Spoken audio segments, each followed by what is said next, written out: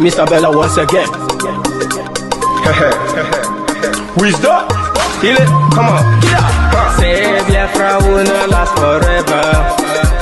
They say nothing no go stand. What did they know? What do they know? What do they see? What do they see? If you give me a gun, I will shoot them aside. If you give me a gun, give me a gun, I will shoot them aside. If you give me a gun, I will shoot them aside. If you give me a gun, give me a gun, I will shoot them aside. If you give me a gun, I will shoot them aside. No, no, no. Biafra will live forever. Oh yeah. Biafra will live forever. Oh yeah. Biafra will live forever. Oh yeah. Biafra will live forever. Oh yeah. Biafra will live forever. Oh yeah. Biafra will live forever. Oh yeah. Biafra will live forever. Oh yeah. Biafra will live forever.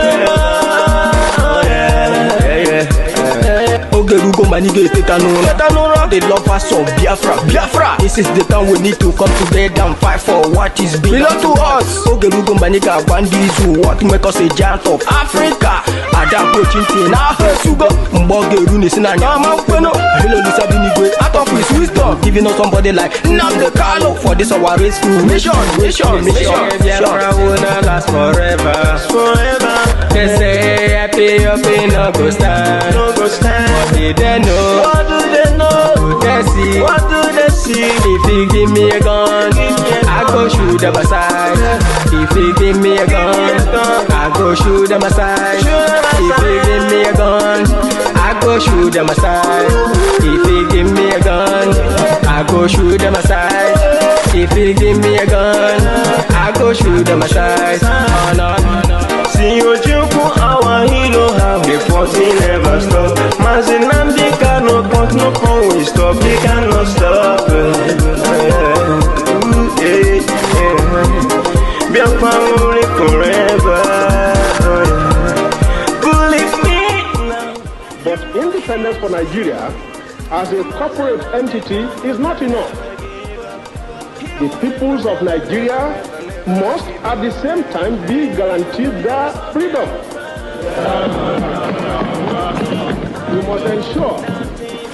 We must ensure that in an independent Nigeria, individual citizens throughout the land enjoy liberty, human dignity, and equality under the law.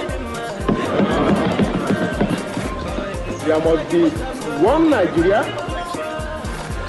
with one constitution and one law for all. Let us therefore, Mr. Chairman, sir, close our ears to the Council of Despair, which says that we cannot here at this conference agree on a constitution.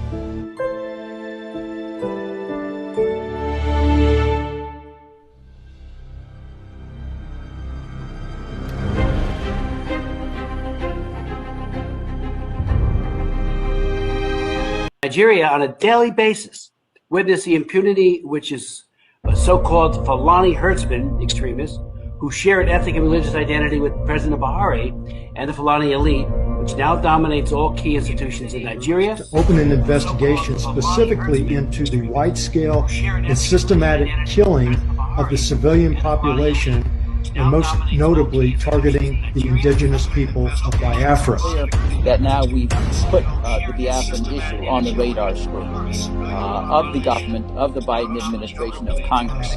Ongoing and wide-scale systematic killing of the civilian population, and again specifically targeting the IPOB. Weapons being used against Biafrans, but affirmatively supporting an effort to have an independence referendum organized and conducted by the United Nations, as we've done in South Sudan. Formally open an investigation and look into what we are identifying as a genocide that's being committed by the Nigerian government and extremist Fulanis against the indigenous people of Biafra. There's been nothing experienced since 1960 to suggest there simply is not a way, given the history of division between the Fulani and the Biafrans, to think that they can coexist under a single sovereign rule.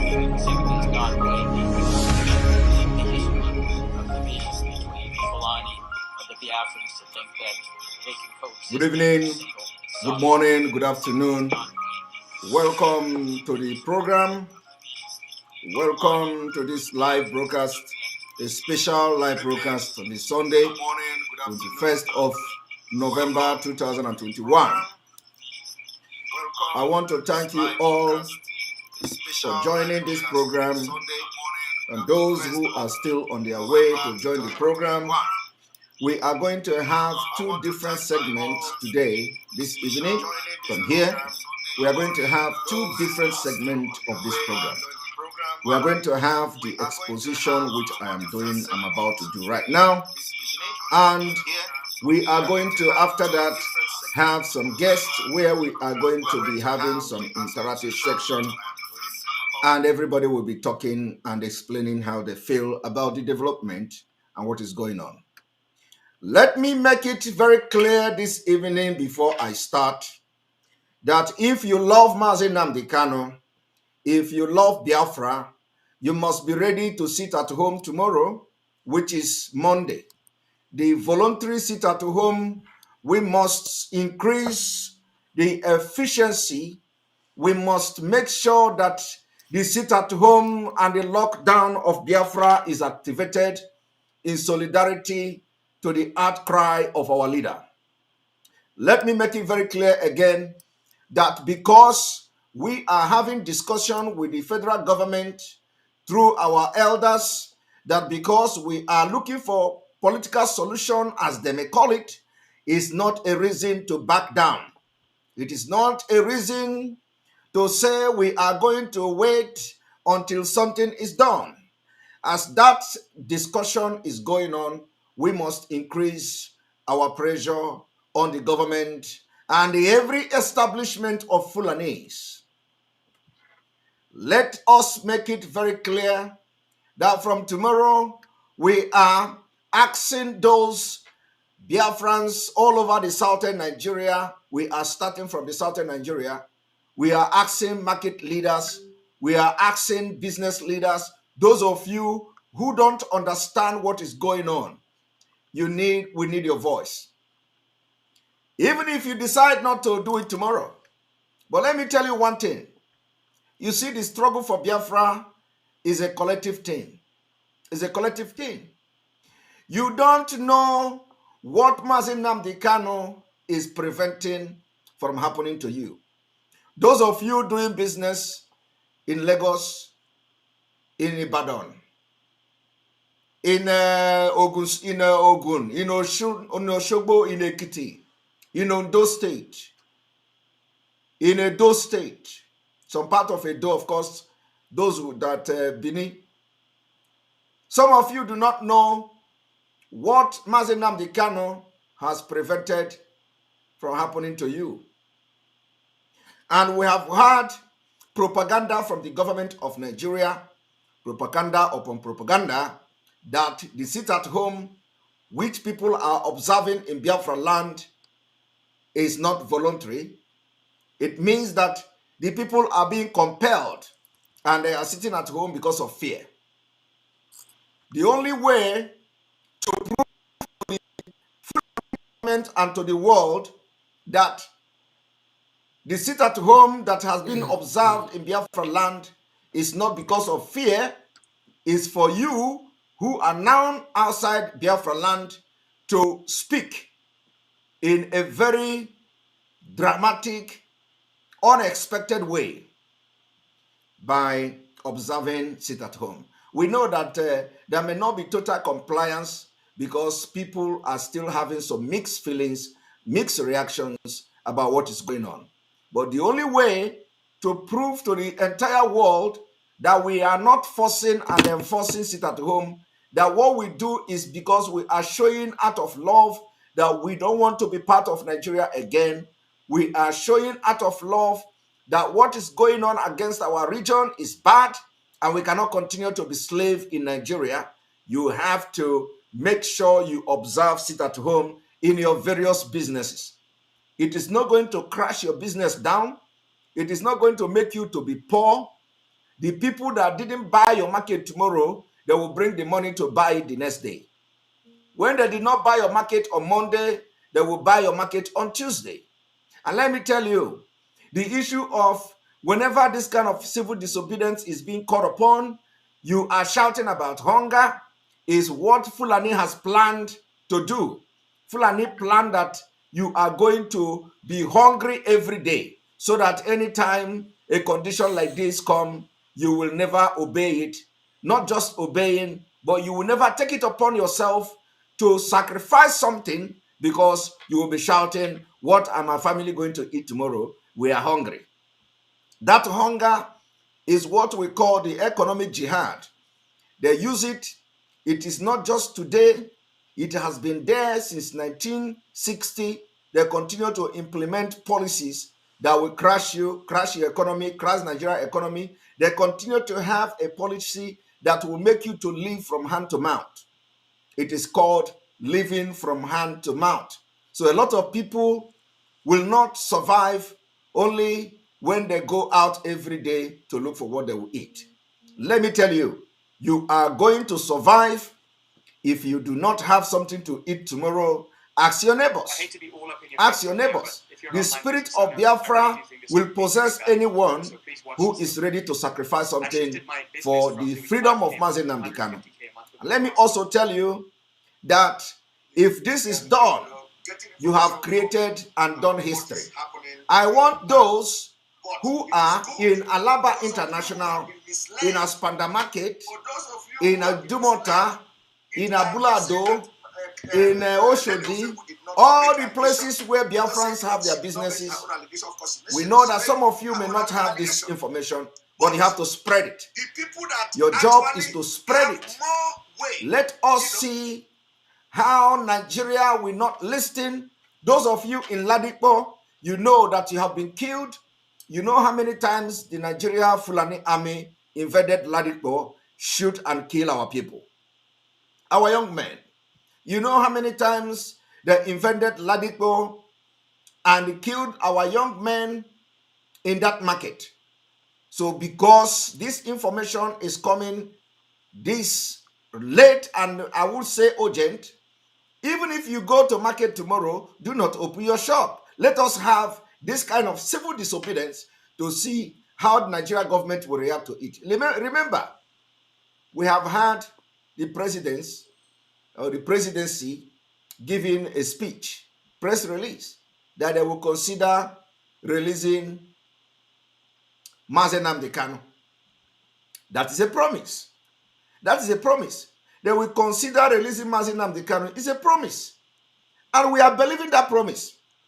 That is why a directive was given that we must not analyze and address that press statement, which I posted on our page. So we don't need to start explaining and addressing that press statement. Let us just wait and see what will happen. But then we have seen people already calling that we are not going to accept anything amnesty. I don't know when the traditional rulers have called for unconditional release of Mazi Simon Ekpa, I don't know where the amnesty is coming from. I don't know whether unconditional release will have amnesty attached to it. But that is why we must not discuss it until we know what they are doing. Because unconditional release means that Mazi Nnamdi Kanu will be released unconditionally.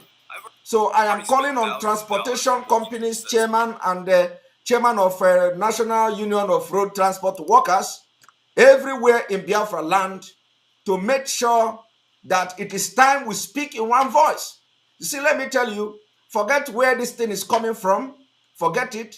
It is time we rise up for Mazi Nnamdi Kanu, and we must not disappoint him. Keep the leadership of IPOB out of this. Okay? Because their hands are tied.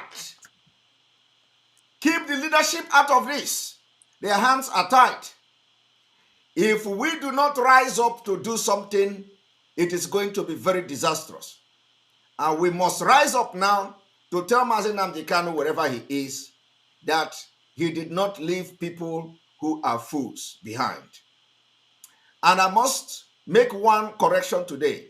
If I do not make this correction, God will not forgive me. I want to make one correction. In the correction and the understanding, when I have defended that almost everybody in DOS, that people should stop saying that some people in DOS are good and all that, and I have said, where are those good people? I must say that it did not occur to me. I have spoken with one person who I have just realized is a member of DOS, and this person is not a bad person. And I am talking and referring to somebody called Agbanyim.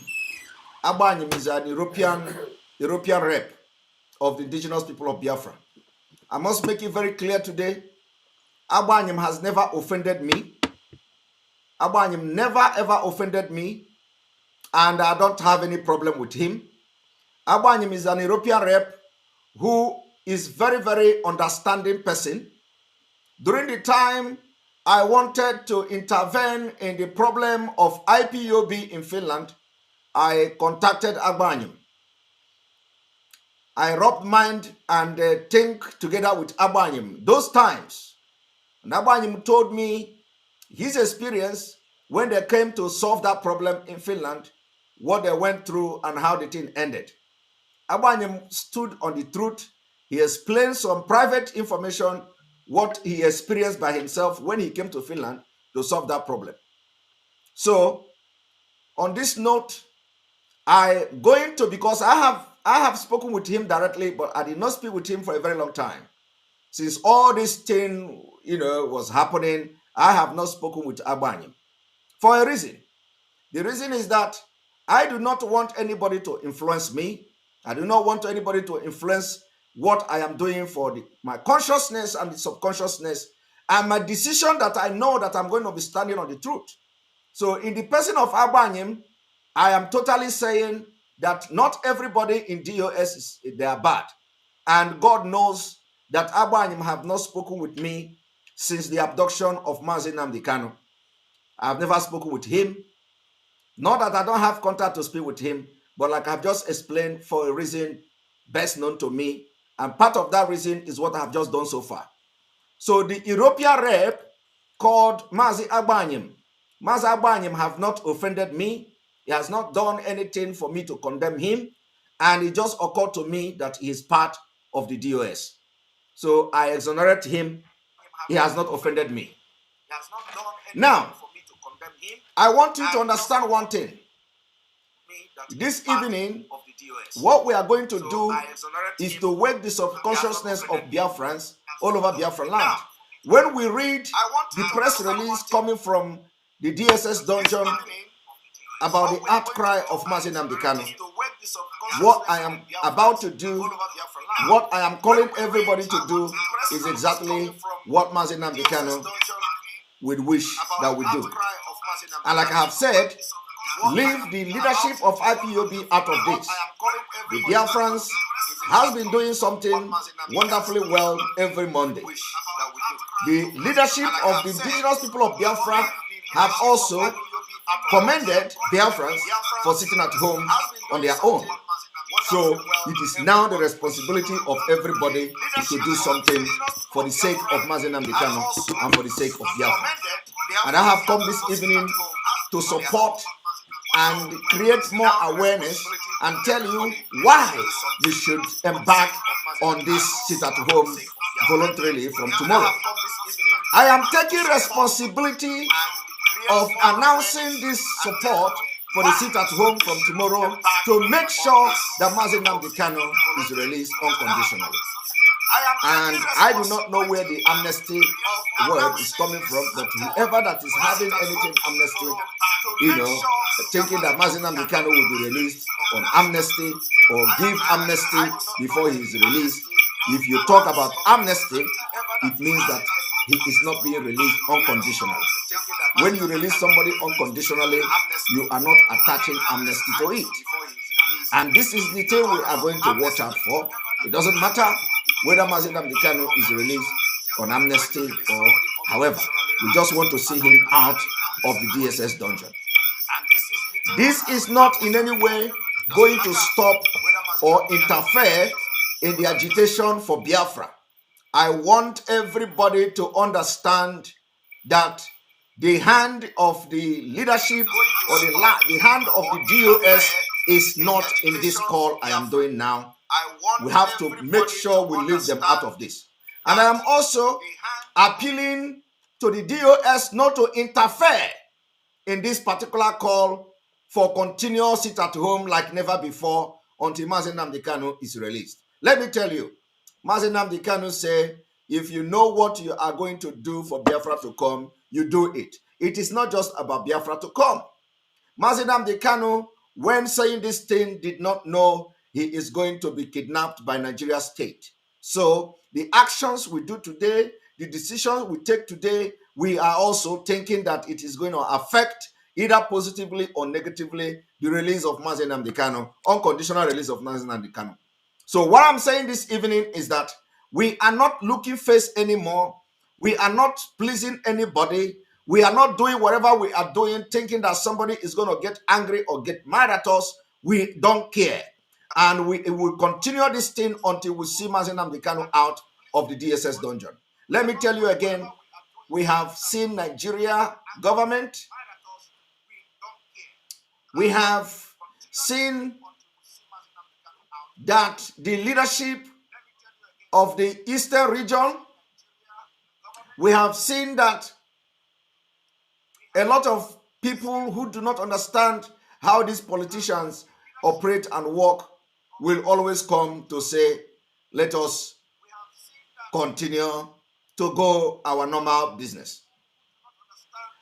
Somebody is saying that Father Mbaka announced that the sit at home is cancelled. It is not only when Father Mbaka announced it that it is cancelled. The sit at home officially has been cancelled from day one, even before it started. But people are still sitting at home. And we are calling on people to understand the importance of sitting at home is to make sure that the government stand on their promise. We don't trust them. We don't trust Nigeria. We don't trust Buhari. We don't trust the presidency. We don't trust whoever that is there. We don't trust the elders. Personally, I don't trust them. I don't trust the chiefs and the Oba and the Igwes. I don't trust them. Okay? And I can never trust them until they begin to prove that I have to trust them. So for now, because a promise was made, shouldn't be the reason we are going to back down and calm down our spirit that is in a very high tension. So we need to continue what we are doing. We need to step up the game. We need to put more pressure like never before. So if only 2 states were observing the sit at home, which I know a lot of states were observing it up to now, we want to see change from tomorrow. Now, I want you to understand something. Yesterday, I was explaining about those who walk from Abuja, who go to work from Abuja to Bonny in the riverine area of Biafra, and they are going by helicopter. I also explain that I'm going to expose them today, which I'm going to do very briefly. But one thing you should know is that why would a Fulani man live in Abuja and control our oil in the Niger Delta, as they call it? Why would a Fulani man live in Abuja and fly to Niger Delta every day to supervise and export our oil? Why would somebody be spending so much money running and traveling by helicopter to the Niger Delta? And Niger Delta is not a place to live. Rather, they want to live in Abuja and work in Niger Delta. Why would somebody who is a manager of export and marketing of NNPC will not live in Niger Delta? They will live in Abuja and be flying by helicopter to Niger Delta every day to work. I am going to tell you who that person is today. That is the impunity and the level these people have brought us to. And all these things is happening against the Africa Charter for Human and the People's Right, which Nigeria signed, and have been educating you from Article 20 to 21 and 22. So today we are going to read Article 21 and 22 of that charter, the remaining of the 21 and then the 22 of that charter, which explain very well that everything the Fulanis are doing from Abuja is not welcome, and it is against the African Charter on Human and People's Rights. And this is just about the economic aspect of it. What we are fighting now is fighting for survival. We are fighting to live. We are fighting to survive from Nigeria. And those of you who continue to support Nigeria, you are only prolonging the day of doom that is coming to you. Those who think they can use Mazi Nnamdi Kanu to for 2023 presidency, you know that you have failed. But we are not going to go there. We are only interested in seeing Mazi Nnamdi Kanu released. And then from there, we know where to go from that point. So this evening, welcome to this program. I have made my point very clear. And those of you who have been accusing Simon Ekpa on different occasions and coming to lay your frivolous claims and accusations, I want to lay a point. I want to lay it down. First of all, you have never heard anywhere in a video or in a private discussion where Simon Ekpa accused anybody of selling Mazi Nnamdi Kanu. You have never heard anywhere where Simon Ekpa accused the legal team of betraying Mazi Nnamdi Kanu or of coming with false information from the DSS dungeon. But these are the things you see today. These are the things you read today, and people are saying it. So I am also challenging anybody to bring any video, any write-up, anywhere where Simon Ekpa say that the legal team are bringing false information from Mazi Nnamdi Kanu. I am also challenging anybody who can come and bring a video where Simon Ekpa say and mention people that sold Mazi Nnamdi Kanu. You can never hear anything like that from me, but that does not mean that I don't have my opinion on that. But that opinion is my personal opinion, and I have not even heard it anywhere. And even if I'm going to accuse anybody and I am not in the position yet, that was the reason why when Mazi Nnamdi Kanu was captured, we decided that I am not going to be addressing this issue of Mazi Nnamdi Kanu kidnapping, because we want the Fulanis to do what they want to do. We want the Fulanis to do what they want to do. We want the Fulanis to investigate and indict Mazi Nnamdi Kanu. So I decided that I'm not going to be addressing Mazi Nnamdi Kanu's extraordinary rendition. That was why up to now, I have not discussed it. And I will not discuss it. Because Nigeria can make elephant to fly. Once I start to analyze Mazi Nnamdi Kanu abduction and everything, they are going to look for something from there and they are going to add it. And you know, in Nigeria, elephant can fly. So I am not discussing it, and I'm not going to discuss it. So it is going to be, you they look me, and they look you. And that is the spirit we have used from the beginning of the abduction of Mazi Nnamdi Kanu till now. So people come to my platform to air their opinion. Does that mean that Simon Ekpa is a? Does that mean that it is Simon Ekpa opinion? And the people come here to talk anyhow they want. Does that mean that it is Simon Ekpa opinion? So I am challenging anybody to come and come forward with any video of those allegations. And if not, God of Biafra is going to punish you in due time. On this note, I am making it also very, very clear. I still stand on this and will defend it.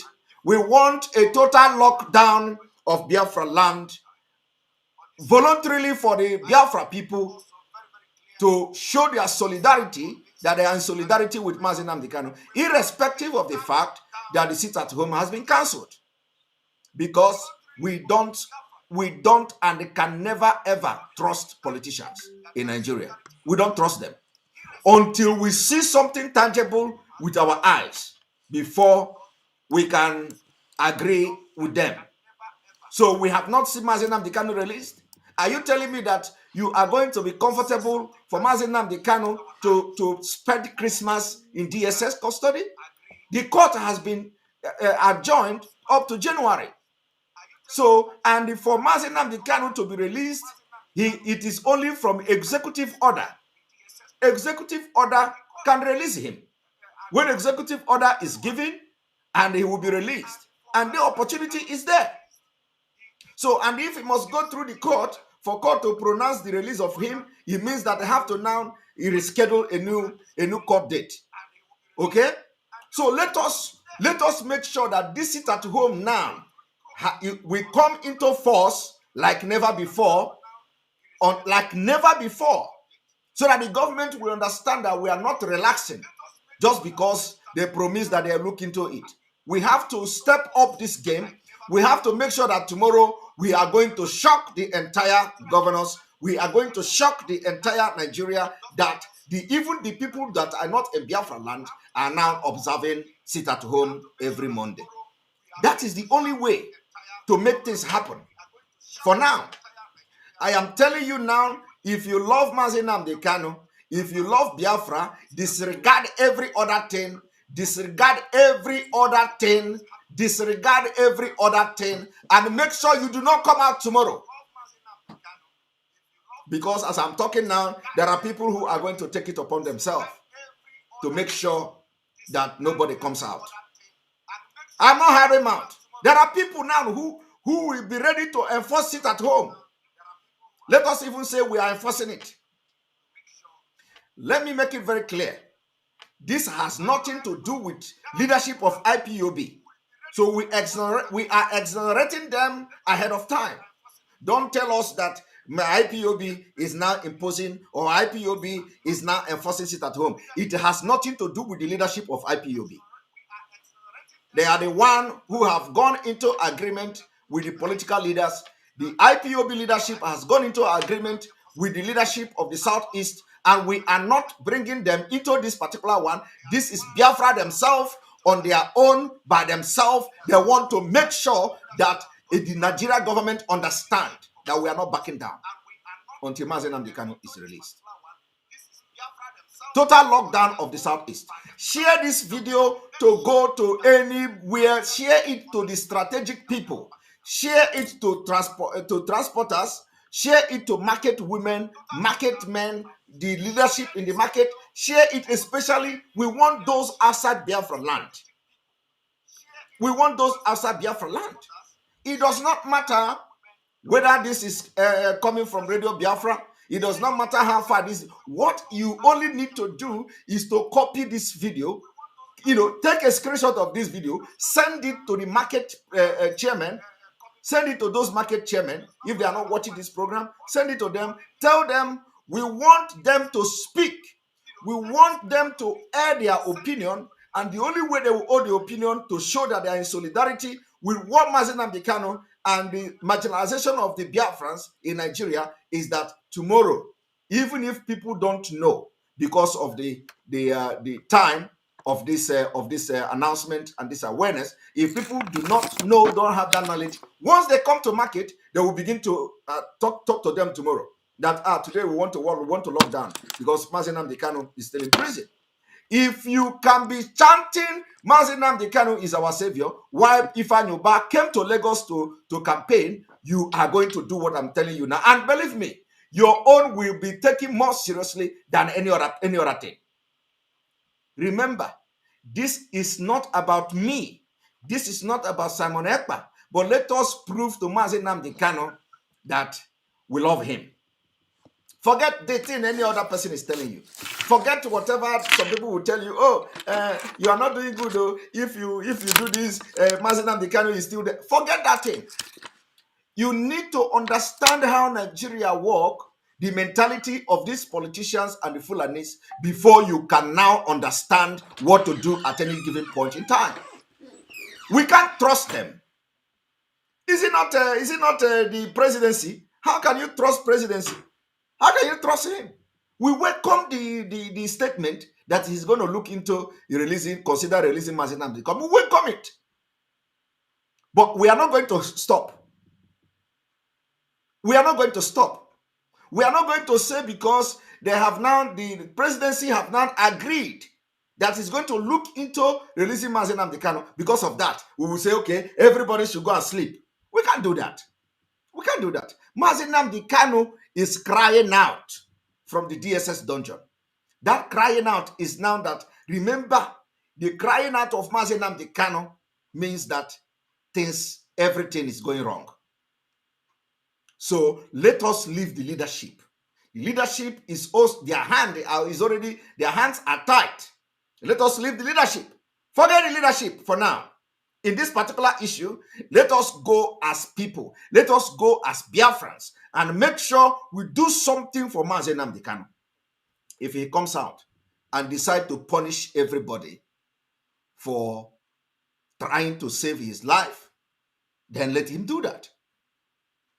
Because we are thinking straight. We are thinking straight. Because our brain is working very well. These are the same politicians who will come to promise you, vote me, I am going to do this, I'm going to do that. Do I begin to bring promise of this presidency? Do I begin to bring the promise? Maybe I should have bring some of the promise of this presidency to know which one he has fulfilled. That is not to say that we are not going to that they are not going to fulfill this one, but until we see it happening. This presidency, this government has promised a lot of things. They have promised to do this one during election. Nothing was done. The same presidency promised you a very good democracy, a very good government, a very good road, a very good that. But all these things, where is it happening today? Is going to Niger Republic, is going to Niger Republic, is going to other side of not even Nigeria. They concentrate in developing other countries that they want to turn into Islamic State. So we are not going to back down. Let me tell you, if you don't do what I am saying this evening, you are disappointing Mazi Simon Ekpa. You are disappointing him. So let us take the leadership out of this, so that they will not say, oh, the leadership of Biafra, we have agreement with you, now you are breaching the agreement. We have agreement with you, now you come back and declare it at home. They will never declare it at home. And let me also tell you, for those of you who don't understand how the spirit of Biafra works, the spirit of Biafra is the spirit of Biafra. So for those who say it is only where is the man? Heart Uche. Let us what did he say? What did he say that we need to block him? What did Uche say? What did that Uche say? What did the Heart Uche say? Let him block me before. Let me see what he said. Because we don't just have to block people because of that. Let him block me. I am saying let him, because that's why Biafra will be in it comes. I don't understand. What English is he writing? Is it a francophone English, or which one is this one? Can he be very specific? What did he say that we need to block him before I continue? Because I know those who whenever they make their nonsense comment to distract you, we will just take them off. So can we know what he said? Hat Uche block. What did he say? What did he say? I mean, I need to know. Can somebody tell me what he said, so that we'll take him out immediately? Because this is comment on the screen. Why is he calling somebody local goat?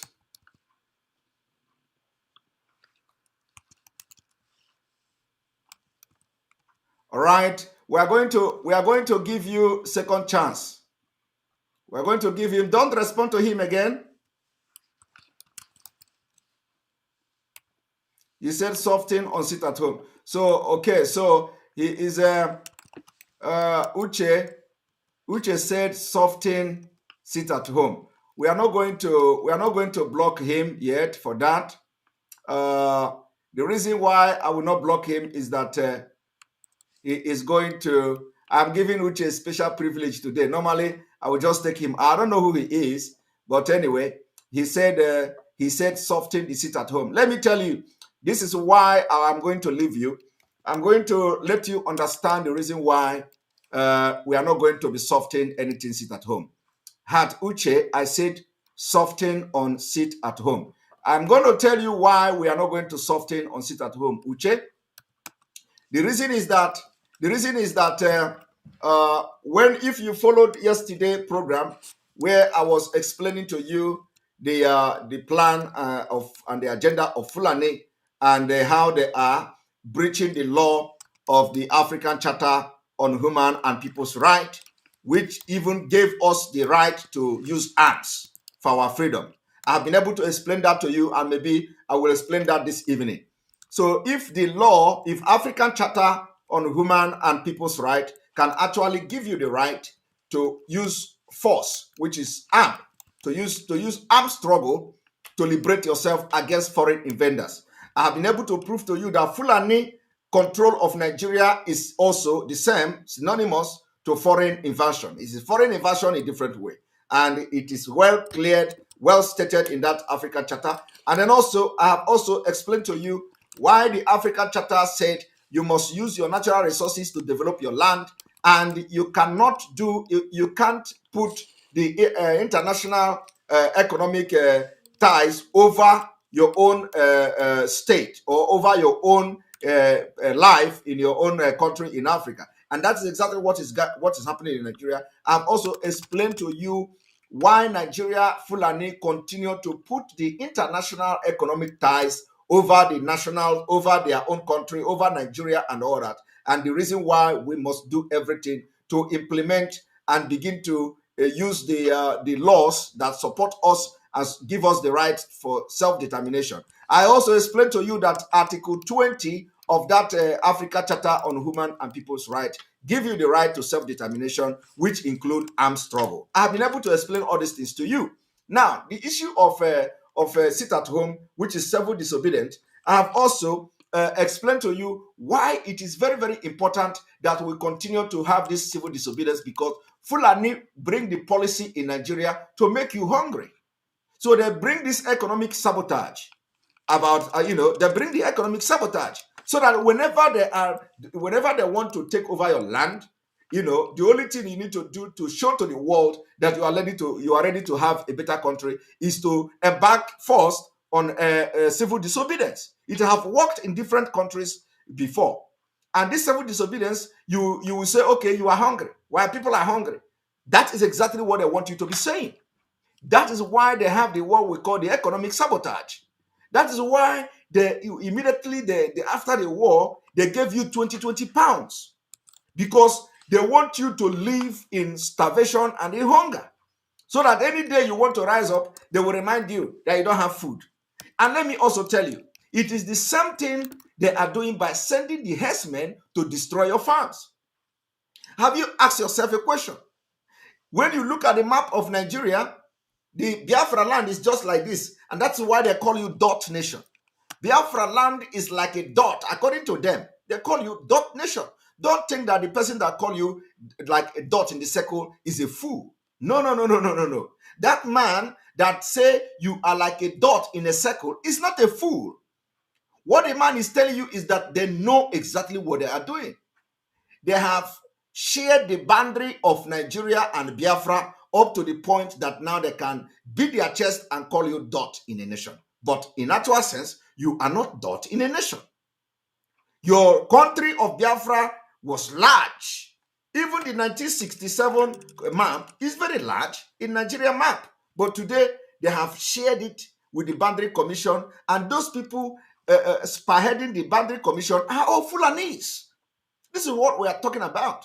So if you say we should mellow down on this sit at home, it means that you can never get what you want in Nigeria. And that is how they have been able to manipulate your brain that, okay, all you want is to eat. Forgetting that Bible himself, Bible, Jesus, some of you are Christian. Bible say, man shall not survive by bread alone. This particular quotation in the Bible is now what you as a Biafran will be using to console yourself. That man shall not survive by bread alone.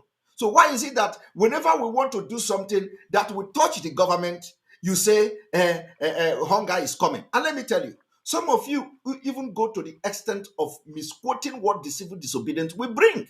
You say, how can suffering yourself have anything to do with the government? My brother, it have a lot to do with the government.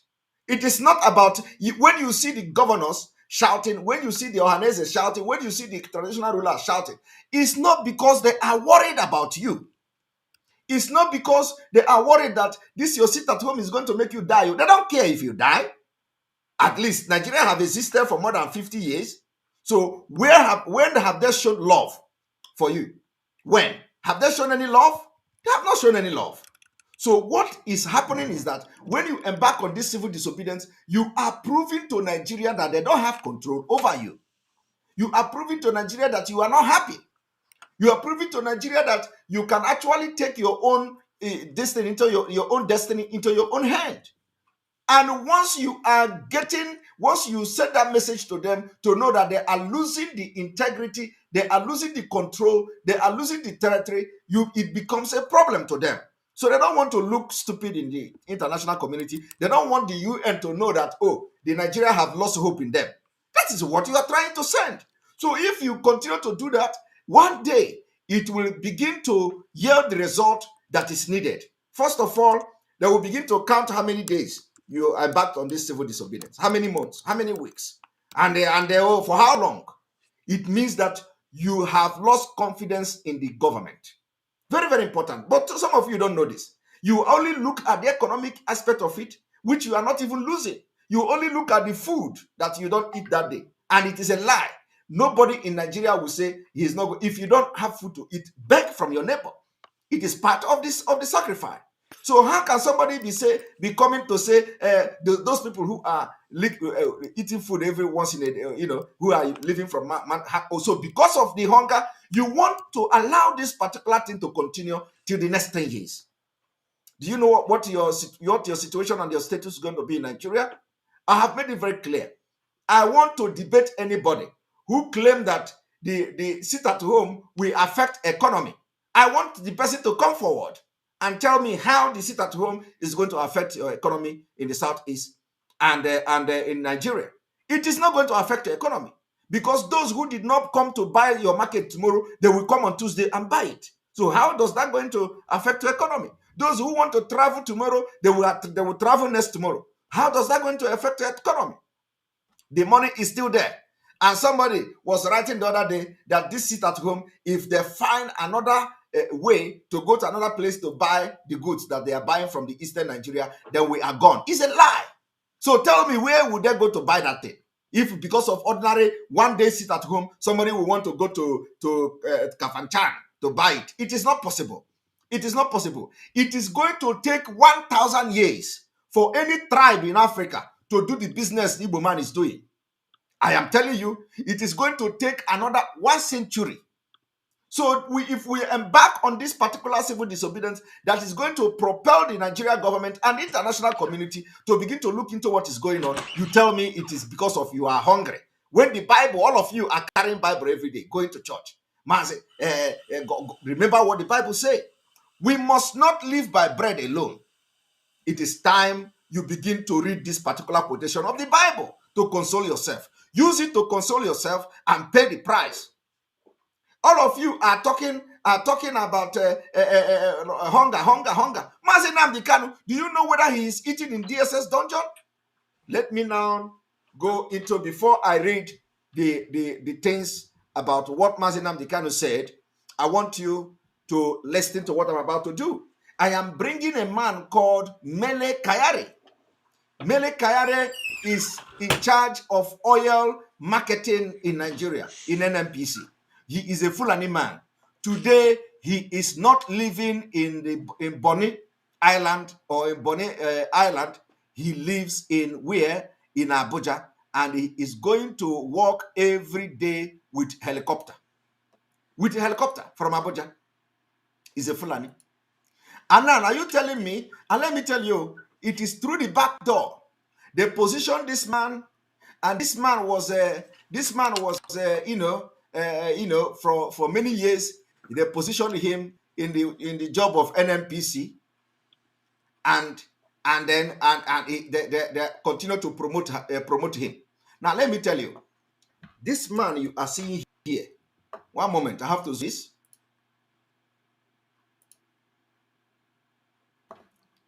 Here is the minister of Petroleum Resources, Minister of State Petroleum Resources, Chief Timothy Silva, Honorable Minister of State Petroleum Resources. When you see this kind of thing, you think that this one is the minister. He is not. He's just ordinary minister. The man who controls everything here is this, called Mele Kolo Kayare. You see, Kayare, just like Abba Kayare, the same lineage, the same blood, the same Fulani. This man has been in the business of this oil exploration for years and decades, since 19-something. Look at him. This is the man who controls the Nigeria NNPC. He is the group managing director of NNPC. Now, every other person in this list, every other person, look, forget this minister. This minister is just an appointed, minister. Forget about this minister. He don't have anything. Here is the man here. This man here is one of the richest Fulani on this planet. I am being sincere. I am telling you, this is one of the richest Fulanis on this planet. He comes from Abuja to Niger Delta every blessed day. Every blessed day with a helicopter. Niger Delta is not to him a place to live. Where he is making his multi-billion money, dollar or naira, in whichever currency he's a billionaire, is coming from the Niger Delta. But he doesn't live there. The Niger Delta to him is not worthy to live. It's not a place to live. I challenge you today, prove me wrong, that this man you see here has anything, any investment, any property in Biafra land. He don't. He don't have any property. He don't have any investment in Biafra land, and he can never have. But he live in Abuja. He have property in Abuja. He come from Abuja every blessed day with a helicopter to Bonny. He come and he fly back. Now, I want you to calculate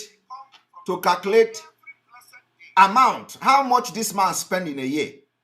Coming to work, only coming to work. But go to the Bonny Island. Go to that Bonny Island, you are going to see no hospital, no good road, no maternity home, no school, no nothing. But a Fulani man live in Abuja, and he is coming to work in Bonny Island with a helicopter every day. Every blessed day.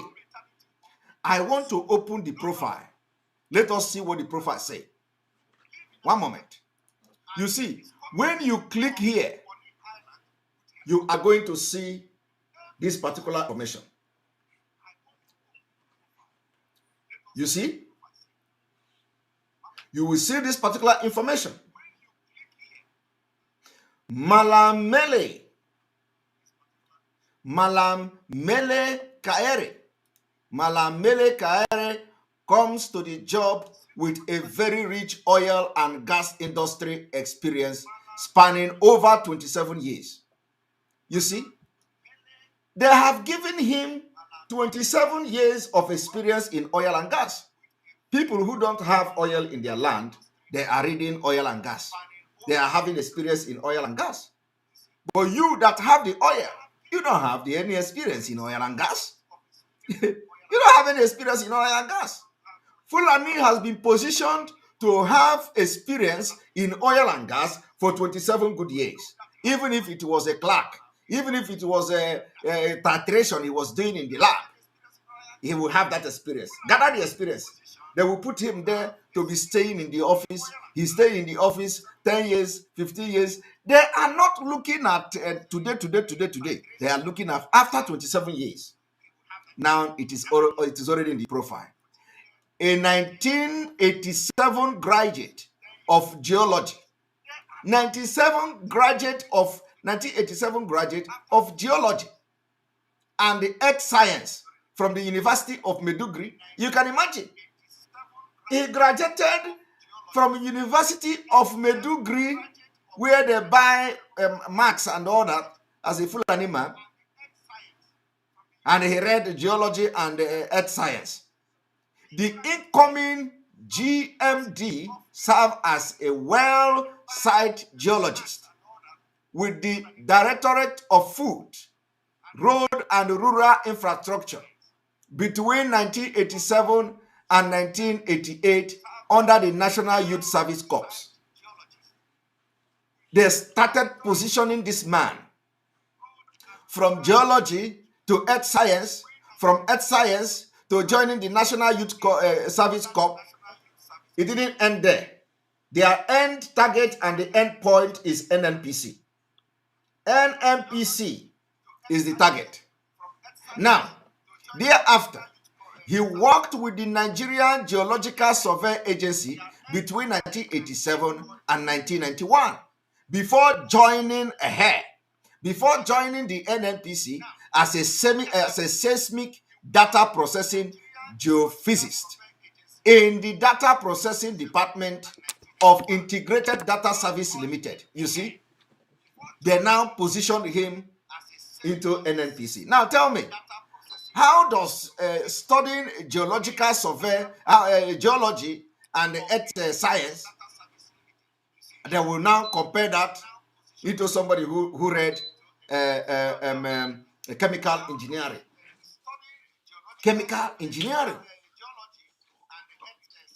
How does this drilling of excavation, because we all know what geologists do.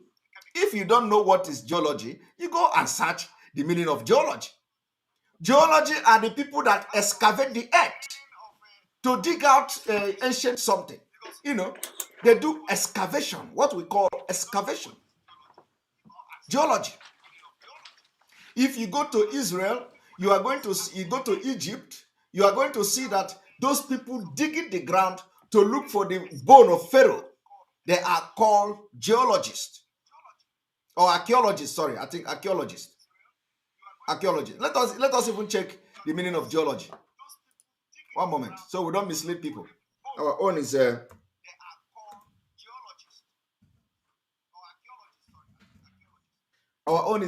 show. Geologists are scientists who study the earth, its history, nature, materials, and process. There are many types of geologists. Environmental geologists who study human impact on the earth system, and the economic geologists who explore for the development, the developed earth and resources are just two examples. Now, how does this now relate to petroleum? Because I was mixing the archaeologist and the geologist, so that's a correction there. But let us look at the chemical engineering.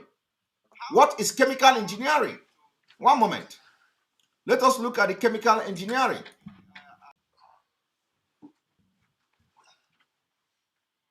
Petroleum engineering.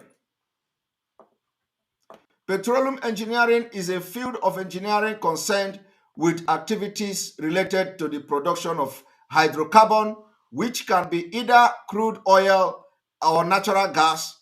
Recruitment to the industry has historically been from the discipline of physics, mechanical engineering, chemical engineering, and mining engineering. Now, these are the kind of certificate that qualifies somebody to hold the position of this man in NNPC, and not a geology. And not a geology. Not a geologist. The kind of certificate that is required to hold the office of this Amele Kaere in NNPC is somebody with chemical or petroleum engineering certificate. Because they are the people that deal directly on this chemical component, fuel and crude oil. But look at him. As a geologist studying the earth, what is he going to do on the earth of a coastal region? What are they doing? What is his impact on the Ogoni River? What is the impact of this man in Ogoni River? Because if we are talking about environment, if we are talking about studying of earth, how human being relate with earth and all that, which is the geology he studied, what has it got to do with petroleum? Nothing. Absolutely nothing. Okay? Now I am just reading to you how they position him to become the marketing manager of NNPC. He did not have any engineering certificate. He don't have petroleum. He's not a petroleum engineer. He knows nothing about crude oil. The only thing he do is to study the earth. And because he cannot pass physics, he cannot pass the kind of exam that is required to be called a petroleum engineer. It requires a lot of calculations and all that. It is not a small subject to read. It is not a small thing to read in university. To go and say you are reading chemical engineering, petroleum engineering, and all that. I remember in those days, I wanted to read petroleum engineering. I wanted to read petroleum. It's not a small thing. So you need to be very sound in chemical calculation. You need to be very sound in physics, mathematics, and everything. So he can't read that kind of but you know how they position him gradually. He become this one from the National Youth Service Corps and all that. And then all of a sudden, they put him into NNPC. So let us check and continue to check the profile. You see? In 1992, he joined the NNPC in 1992 because that is the end point. Now, he also made his marks as a labor union leader when he served as the NNPC group chairman of Petroleum and Natural Gas Senior Staff Association of Nigeria, Pengasan, from 1997 to 1999. You see, this is how Fulani position their own, and at the end of the day, they do what? They will put him into NNPC. And he was also serving in the labor union. Let me tell you also, Biafra own is different. Igbo man own is different. Do you know there is somebody called Uche Ogbuagu? Do you know there is somebody called Uche Ogbuagu? How many of you remember a man called Uche Ogbuagu?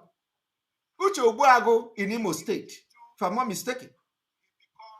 I am going to send a warning to Uche Ogbuagu. I am going to send a warning to Uche Ogbuagu. Do you know this man called Uche Ogbuagu? Uche Ogbuagu was a comedian. Is it a comedian or stand-up comedian?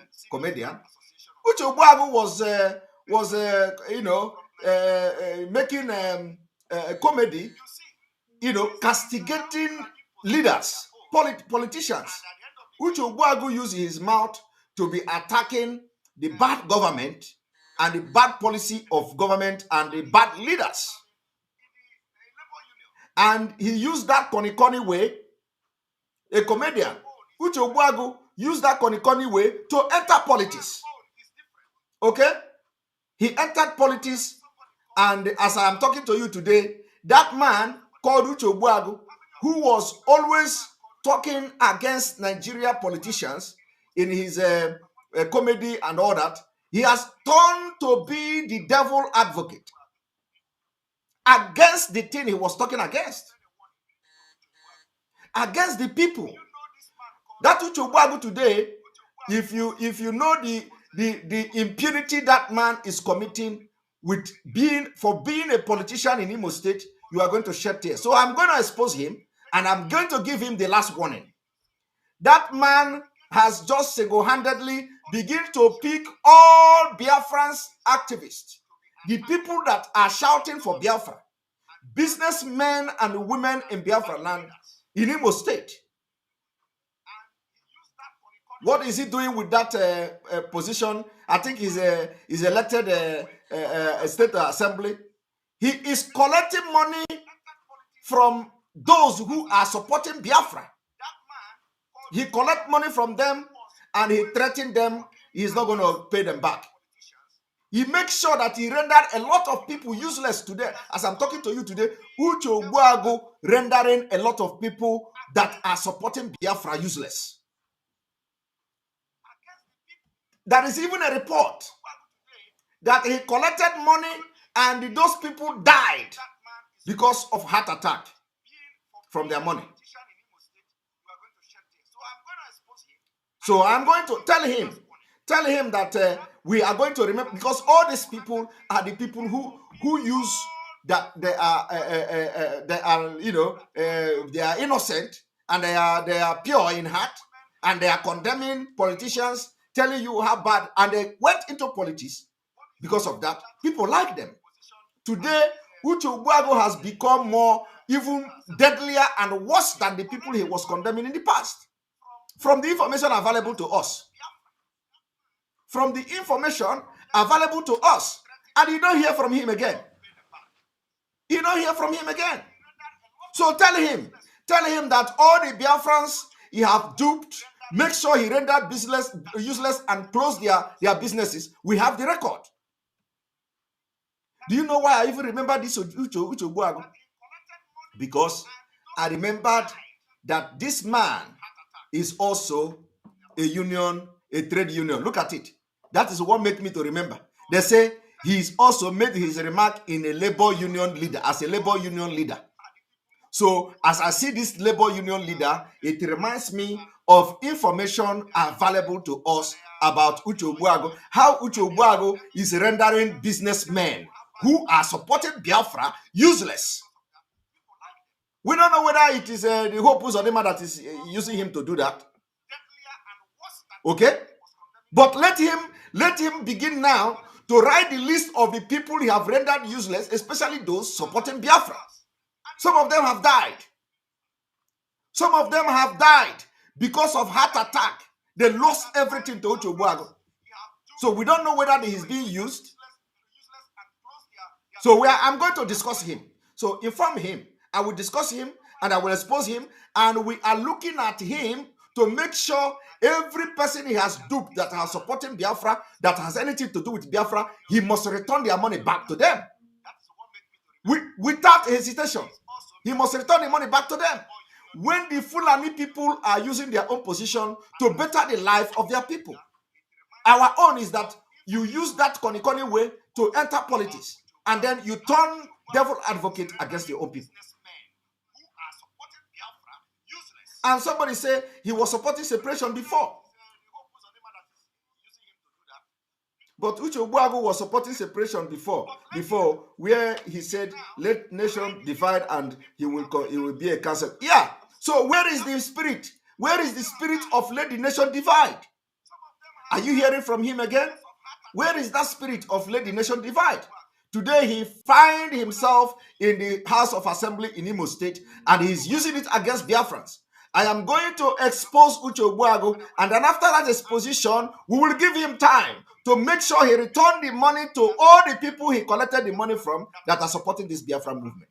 And if anything happens to them, because after supporting the money, after returning the money, if anything happened to them, we are going to hold him responsible. Because we don't know what is going on again. Okay, you can't hear from him again. And this reminded me about it. So I'm going to bring a program. I'm going to make a program for people like him. The same thing happened to is it Oshomole? Adam Oshomole. Adam Oshomole was shouting. He was the one who is a labor union chairman, right? In those days, Adam Oshomole got into politics because he was a labor union president or something. Every time Adam Oshomole was calling for a strike, every time Adam Oshomole was doing this, he was fighting for the people. We did not know that Adam Oshomole was actually looking for something. In those days, he was always shouting and fighting and everything. All of a sudden, Adam Oshomole declared he wanted to contest the governor of Edo State. Everybody was happy that if Adam Oshomole becomes the governor of Edo State is going to be America. Because Adam Oshomole is behaving and demonstrating like somebody who is actually cared, about the people. Well, little did we know that it was a long-term planning. He didn't care about anybody. Adam Oshomole was the one who told somebody in Edo State to go and die. A woman, a widow. Because it was captured on a TV and on a video. He came back and tried to apologize and did something, but that shows the evil in him. The same thing Uche Ogbuagu have done. The record we have about Uche Ogbuagu is very bad. Very, very, very bad. And I have it on my table about Uche Ogbuagu. Inform him. Tell him to begin to get ready, because by the time I will address him, we want to see him return money to the people he collected the money from, including those who have died. Let him take the money back to the family that are still alive. And it was, I don't know whether they say he is doing it on purpose to cripple the business of those supporting Biafra. So tell him to get ready, because we are back. And anybody that stand on the way of Biafra, you will be crushed with truth. We will crush you with truth. So tell him to get ready.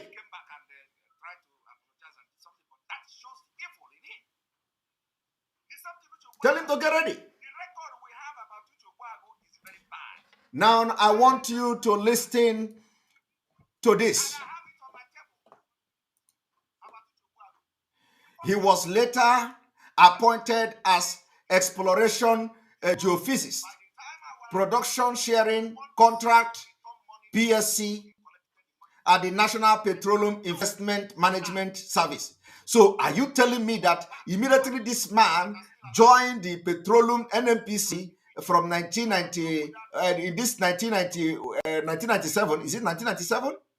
Let's see when he joined. He joined in 1991. Okay, he joined they did not say which, 1992, sorry.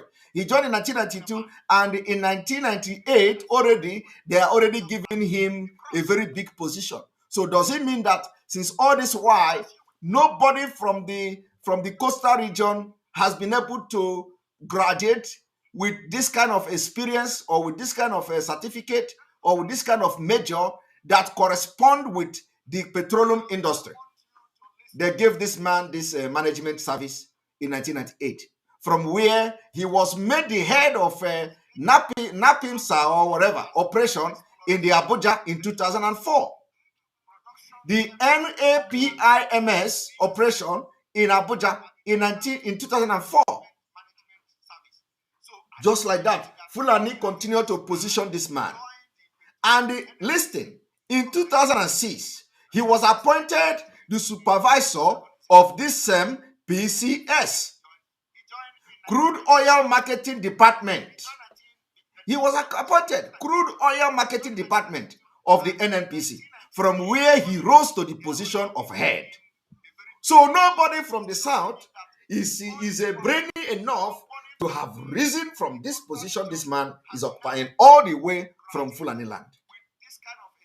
And later, manager of production contract management of the crude oil marketing department, 2007 to 2014.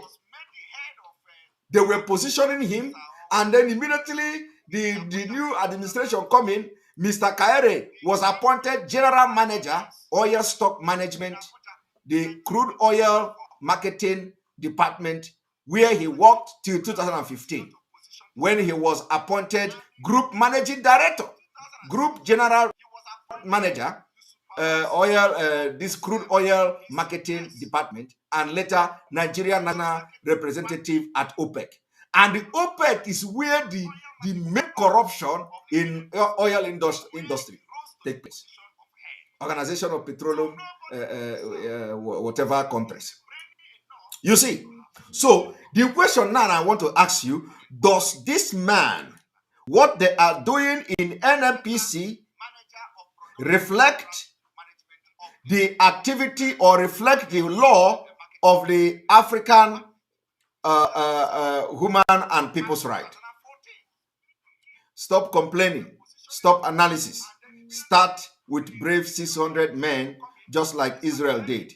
The world leaders will interfere when the needful is done. Simon, my brother, what you don't know is bigger than you. Let us focus on this particular exposition we are doing and allow people to focus and think along the line of this particular exposition. I have listened to you. I am not going to block you, but let me tell you, what you don't know is bigger than you. When you see us doing this exposition, allow us to do it. Allow people to concentrate. Everything is time. There is time for everything. There is time to suggest what we should do. There is time to listen when we make exposition for people to know the reason why we are doing what we are doing. There is time for you to bring suggestion. If you want to bring suggestion, you don't come here and bring suggestion. If you want to bring suggestion, you write us privately. Bring your suggestion. You don't come here. What you do is distraction, like you have just distracted me now. Okay? But that is not to say that your suggestion or this is not good. But if you want to suggest something, let it not be when we are live making exposition, because there is a reason for this exposition. Okay? Let me also tell you, for those who are saying, it is not time to talk, we are just talking, you are just making noise, Mazi Nnamdi Kanu has done everything. Mazi Nnamdi Kanu used exposition to bring this struggle this far. And we are not going to stop the exposition until Biafra come. Any day you stop the exposition, it is going to be a setback. So the exposition should be even more. We have to, be doing more exposition as we step up, as we are going from different level to a level in this struggle until Biafra come. So when we are doing exposition like this, just concentrate on that exposition. If you have some suggestion, let it be when, if it's something you want to air publicly, you air it publicly, or you come privately to us. Don't distract us and distract others. Let us focus and let people meditate in what I'm doing. What I'm trying to tell you here is that the law, the African Charter on Human and People's Rights, made it very clear that you must make sure that you fight for the interests of the people. And secondly, that we are entitled and have the right to use arms for self-determination, for liberation. That is what I'm trying to say. And then a lot of people don't know this. So let me show you in the African Charter for People's Rights, where the law empower us to use what we call liberation struggle. He used the phrase or the word liberation struggle. So when you talk about liberation struggle, you are talking about the arms struggle. Like you see the Amazonians doing it today. Have anybody called Amazonians terrorists? Have anybody imposed anything on Amazonians? Amazonians are fighting for their right. They are fighting for right, for existence. And they are not the only people that have fought. They are not the only people that are into armed struggle. They are not the only people that are in guerrilla warfare. So what we are saying is that if you know your right, you will always outsmart your enemy. The most important thing is to have information, know your right, and everything will be added onto you. Now, what does the African Charter say? Let us look at Article 21. Article 21, like I have read it the other day, Article 21, subsection 5 of the African Charter for Human and People's Rights. What does it say? He said, state parties at the present charter shall undertake to eliminate all forms of foreign exploitation, particularly that practiced by international monopolies, so as to enable their people to fully benefit from the advantage derived from their national resources. That is completely missing in Nigeria. It's completely missing in Niger Delta, in our coastal region. Completely missing. They are breaching this law with impunity. Article 22, subsection 1 say, all people shall have the right to their economic, social, and cultural development with due regard to their freedom and identity, and in the equal enjoyment of the common heritage of mankind. Does this now what you see in the coastal region of Biafra? The answer is no. They breach this law with impunity. And then subsection 2 say, state shall have the duty individually or collectively to ensure the exercise of the right to development. Are you going to say that they are respecting this law? The answer is no. Now, let us go back. Let us go back to the Mele Kayare that I was showing you. Let us go back to them, and so that you will understand how many people there are in the board of NNPC. One moment. It doesn't matter how many people there are there. This man you see here is the richest man so far. One of the richest Fulani so far. The richest Fulani so far. Now, when you go forward, you see Dr. Stephen Dike. Dr. Stephen Dike is member NNPC board. Ordinary member. What is Stephen Dike? Let us look at the profile. Dr. Dike has over 35 years of existence, extensive executive level management experience in public administration, support of operation, information communication and technology, economics and business development, and financial management. His expertise is in strategic planning, public policy, market analysis, negotiation, project management, program evaluation, organizational restructuring and repositioning, process redesign and re-engineering, and a private-public partnership.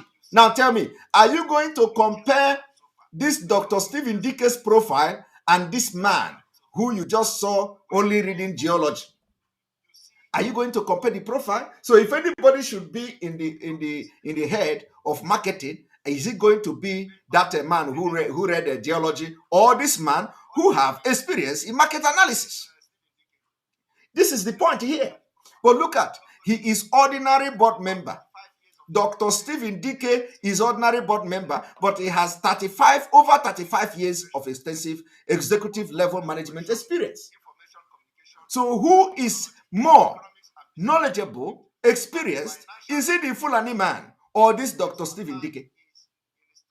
I am asking you. This is the reason why we can't continue like this in Nigeria. And even with this particular Dr. Stephen Dike, he will not be allowed to even, he will be the one probably doing everything. And the Fulani man is putting his signature there.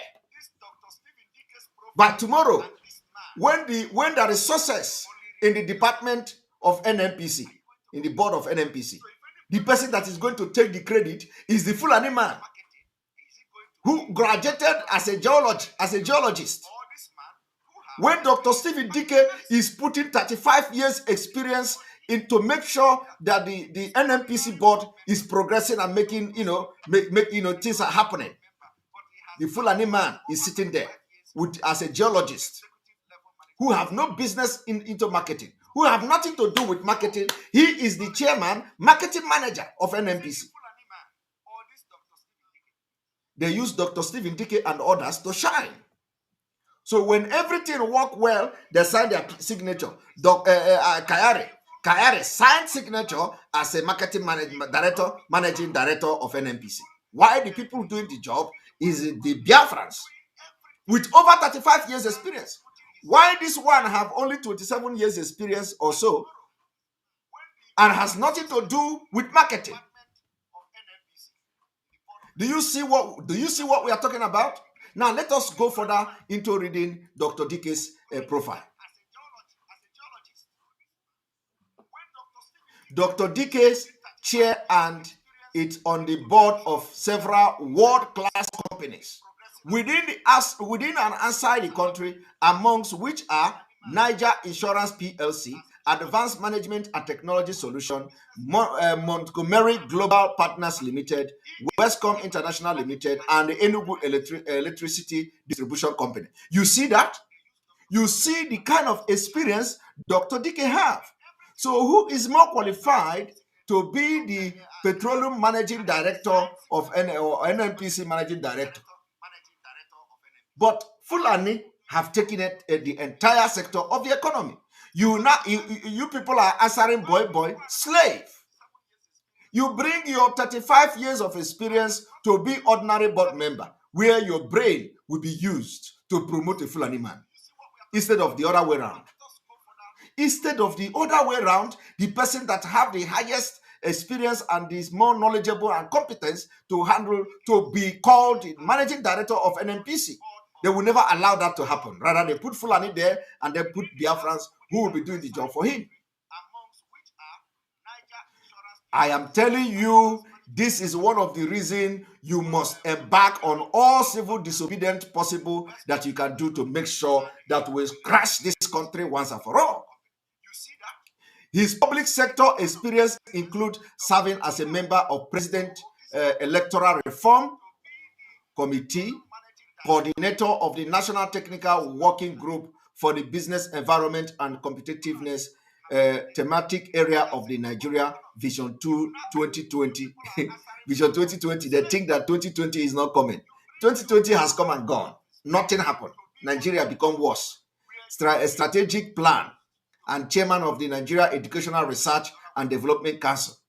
You see, he holds a PhD in economics, MBA in finance, MS in resource management, MA in economic, and a BSc in chemistry. You see, chemistry from West Virginia University, USA.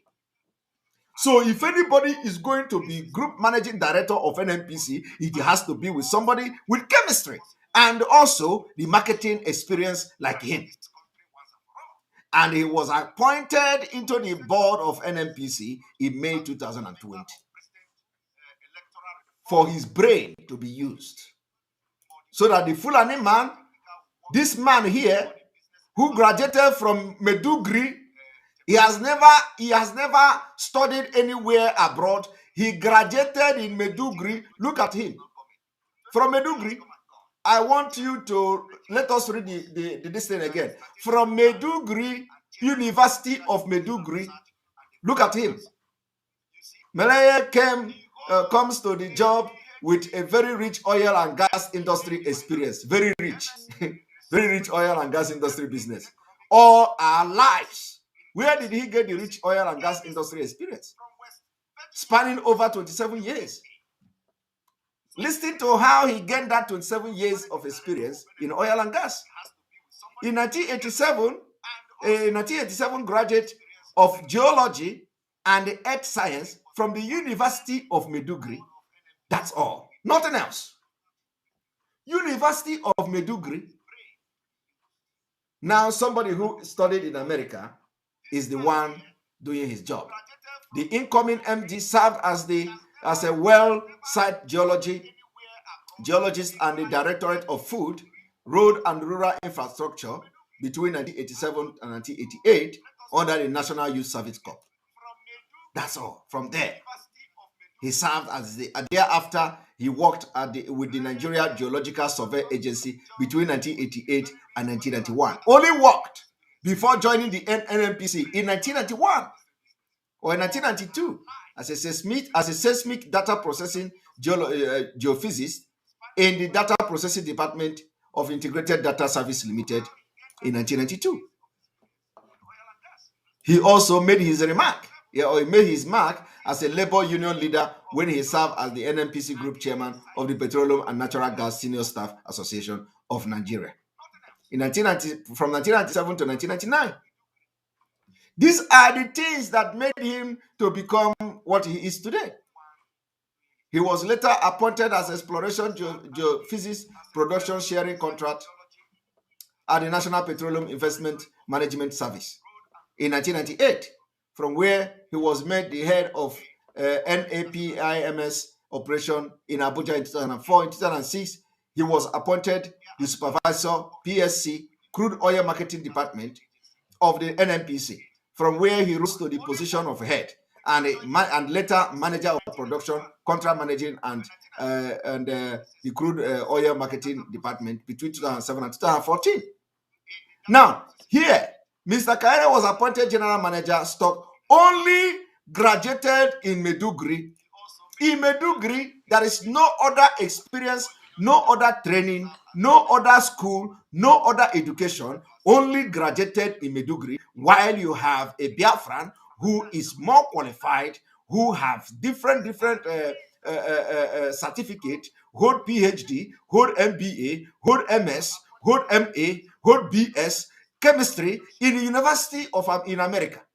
So the only thing it take a Fulani man to outsmart and take position is ordinary graduating from Maiduguri, University of Maiduguri. You study in America, you study chemistry in the US, you hold PhD, you hold MA, you hold BSc, you hold whatever you want to hold in this life. You take Fulani only one certificate to head you in Nigeria.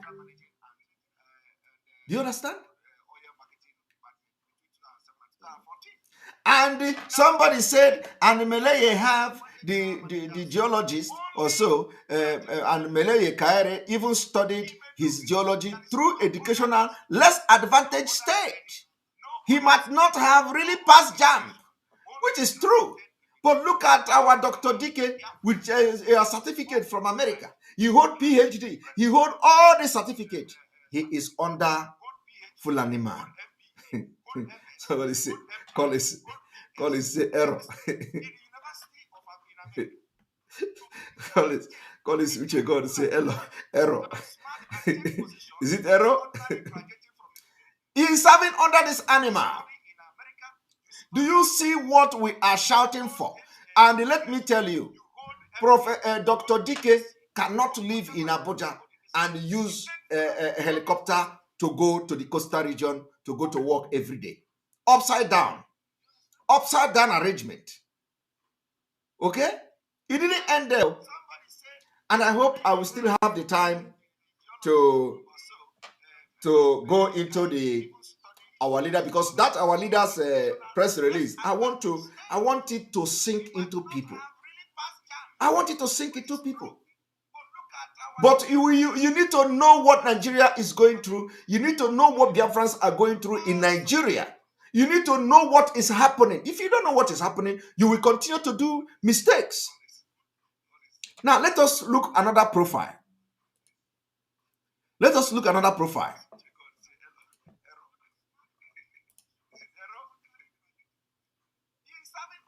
Now, who is another profile?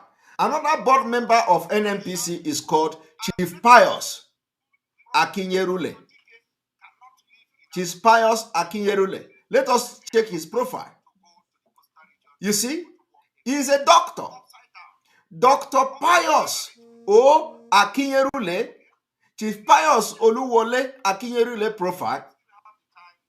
Chief Pius Oluwole Akinyerule is a certified accountant and the oil industry technocrat, following a 35-year career in both the upstream and downstream sector of ExxonMobil, from where he retired as executive director, finance and external relations. He has continued to maintain interest across business, industry, and politics. Do you see it? They retire him. Over 35 years of experience. He is under somebody who graduated from University of Maiduguri. A Yoruba man. A Yoruba man, doctor. His hobbies include this and that, and he was first appointed a member of the NNPC board in 2016 and reappointed to the board in the June 2020. He is serving under a non-entity of Fulani man who is now going to work in Bonny Island every day with a helicopter. Now look at this one. Another board. Miss Hadiza Komasie, Secretary to the Corporation and Legal Advisor. Hadiza is the legal advisor. Let us look at her profile. Hadiza Komasie, Secretary to the Corporation and Legal Advisor. Hajia Hadiza Komasie profile. We don't have it. We don't have it. On purpose. Where have she worked before?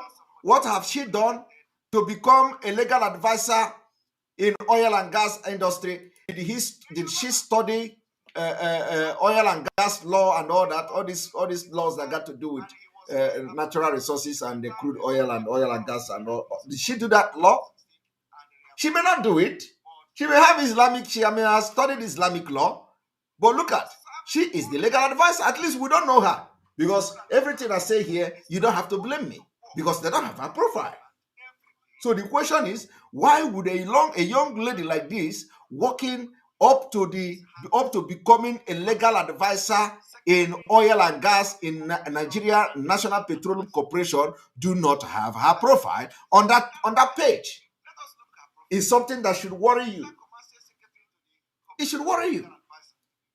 That why would a young lady, I don't know whether she's not up to 60 years. So she's young. She looked like 50 or something.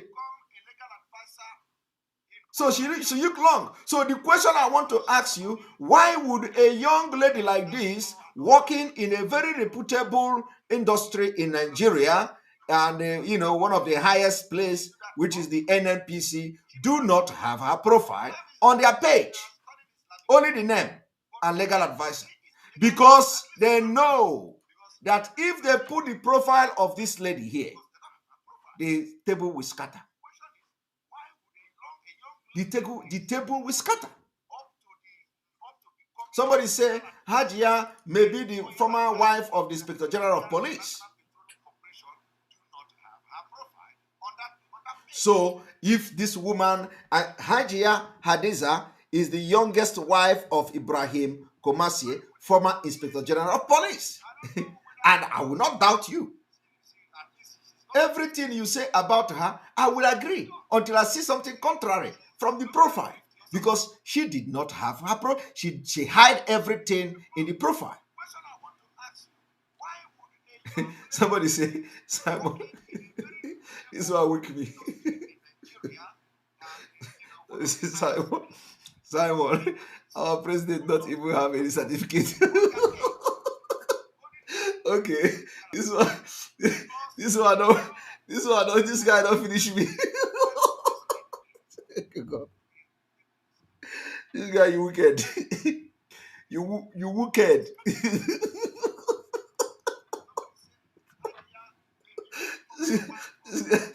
This guy wicked. As I was thinking that I was making a point.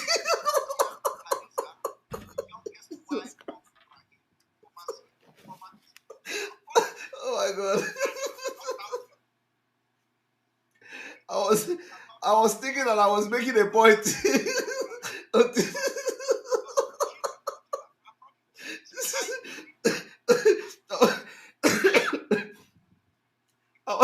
I was thinking that I was making a point until I see this one.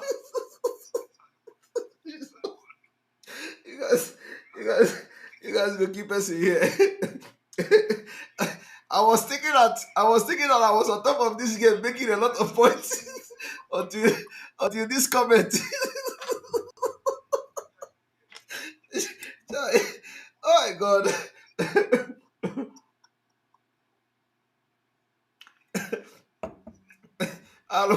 Aromel. Hi. Aromel. I was thinking that I was thinking that I was making points. I was making a lot of points. And I was putting, hi, Jesus Christ. You see what is happening? I was thinking that I was making a lot of points. This guy just finished me. Hi, Aromelo. Aromelo. Love is smart thing. Aromelo, Aromelo, my people. Hi. Now I'm just weak. But we'll have to continue. I'm weak, but we'll have to continue. We'll continue.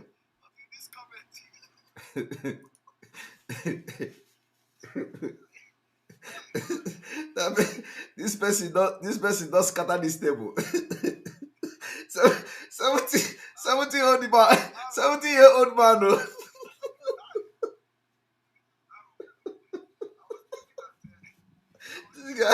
This guy, don't comment here again. Oh. Don't comment here again.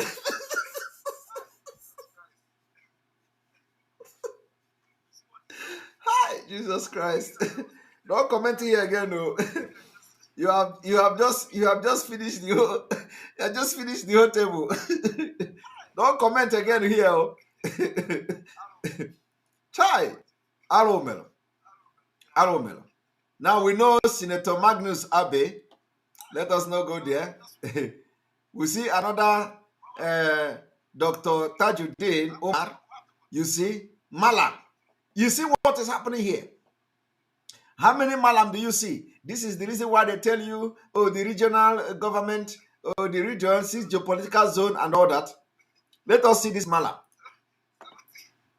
You see, Malam Mohammed Lawal is an engineering procurement specialist with over 35 years experience covering design and maintenance engineering, procurement, supply chain management, public policy administration, and politics. Okay, this has seen him function meritoriously as a director in several public-private organizations across the country. Akoko Malam Mohammed, who was reappointed to the NNPC board in 2020, has been a board member of NNPC since 2016. He has extensive interest in politics and business. Akoko. His hobby include traveling, reading, photography,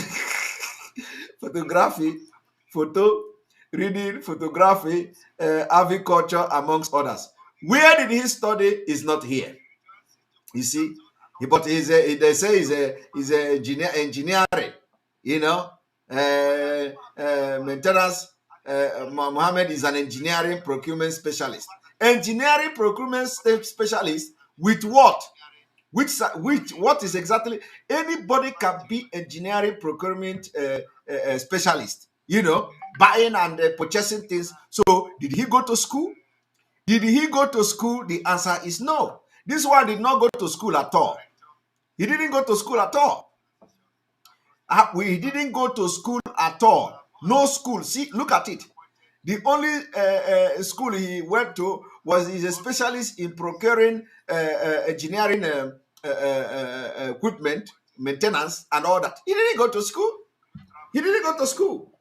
And he is in a board member where somebody like Dr. Chike, where our Yoruba brother, the people who have experience of over 35 years and they are PhD holders, he is in the same board member. He is the same board member with them. You see it? Somebody who did not go to school, who only thing he did was to be a specialist in purchasing machinery, these machines like a bulldozer, excavator, and all that, and maintenance. That is the only thing that qualified him to become a board member of the NNPC. No education. No education. That is why we need to now begin to question. We need to begin to question the background of this particular lady here, who is now here without any profile, who is a member of the board and a secretary and even legal advisor without any profile. We need to know, who she is. You can't see that there. This Malam now is without education. Now, let us see another one. Mrs. Lami Onai Ahmed.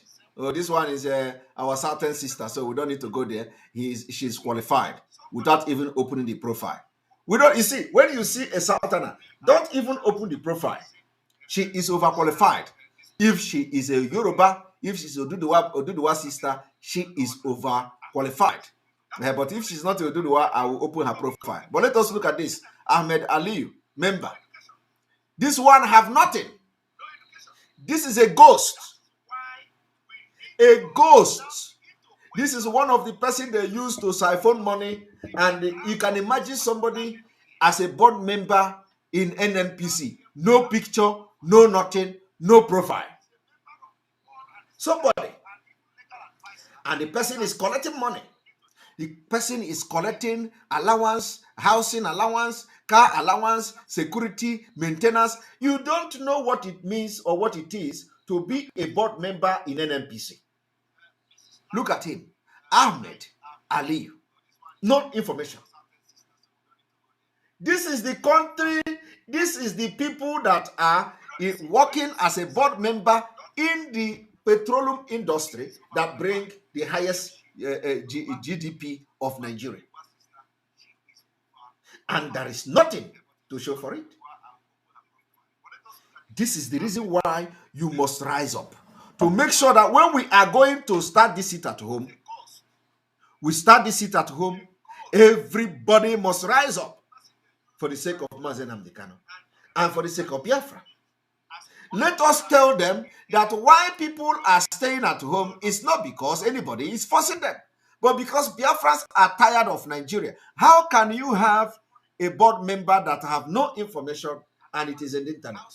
The person is going to meeting. The person is collecting money. The person is everything that is entitled to him, he collected, but he don't have any profile. This is going on every day. Every day it is going on in Nigeria. Fulani has brought the country to the nature or the status and the level where it is today. And we must rise up.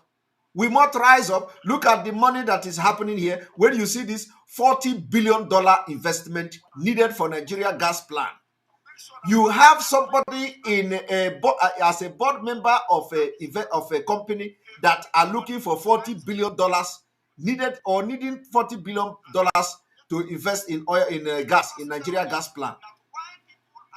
These people who are what you see here, $40 billion investment needed for Nigeria gas plant, says NNPC group. Click here to read and all that. And somebody, what you see here, Aliyu, Ahmed Aliyu, he have email here. The email here is there, but the person has no profile. And he's part of the board member of NNPC. Because Fulani just put him there. Fulani put him there to checkmate what is going on. This man you see here cannot live in the coastal region. He come to work from Abuja. That is what I'm saying. Meleye Kojo Kayare live in Abuja and he fly helicopter every day. Every blessed day, he fly helicopter to the coastal region to work. You see? Fly to work. Because of that, Mazi Simon Ekpa is fighting for Biafra. And some of you want to continue to live in this kind of slavery life that you come and tell me, sit at home tomorrow, I don't have food to eat. You have to sacrifice it. Because Bible says, man shall not survive by bread alone. You must begin to read that particular verse of the Bible to support you. As this is going on, I will have to flash the press release coming from our leader on the screen, so that if we could not address it today, we will put it tomorrow, because we are starting another broadcast immediately after broadcast. After this particular broadcast now, we have guests coming from America in this program. The sitting governor is a Boko Haram commander. Everybody knows that.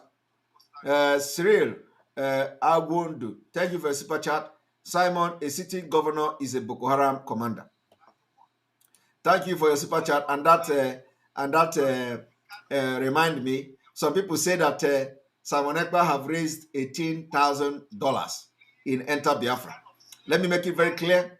Simon Ekpa have not raised $18,000 in Enter Biafra. And even if I raise any money like that, it is not your business. But let me make this, because this super chat now remind me. Simon Ekpa have not raised up to $2,000 in Enter Biafra. The $18,000 you see on Enter Biafra is not real money. It's not real money. The $17,000 came in from the app, from the plugin that I purchased. So that money you see there is not real money. It's not real money. Simon Ekpa have not raised 18,000. The entire money Simon Ekpa raised from Enter Biafra, I don't think it is up to $2,000, and it is not even more what I have spent so far in building those. So anybody that you go to Enter Biafra and see $80,000, that is not money. It is not real. It is not real. So anybody that is saying that should stop it. And let me tell you also, even if I raise any money like that, it is not your business. But let me tell you that no money like that has been raised. I have not raised $18,000.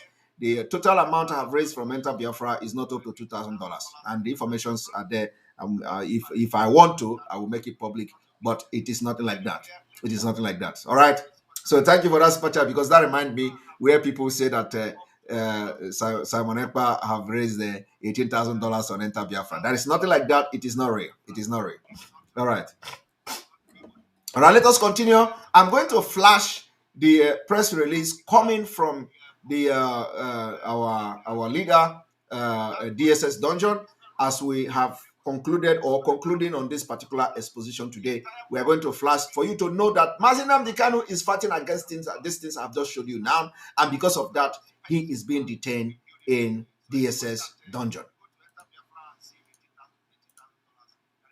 All right. And of course, I wish I can raise 18,000.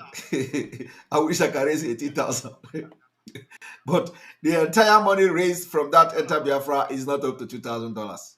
Or since the time I opened the Enter Biafra. All right.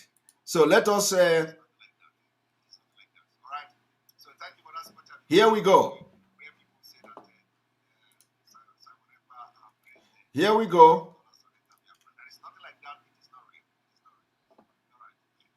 When you see this, Mazi Simon Ekpa detention condition at the DSS amount to torture.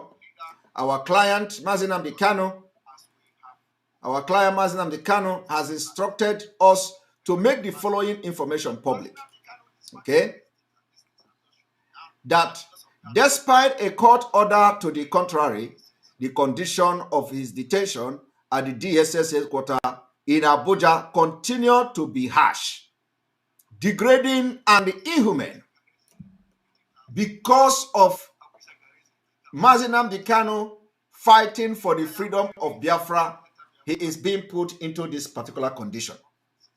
2, that he is solitary, confined to a very tiny cell, 23 hours of the day without access to sunlight and any social interactions whatsoever. He believed that this is aimed at inflicting extreme emotional and mental distress on him and breaking him psychologically. This is exactly why I said in my broadcast that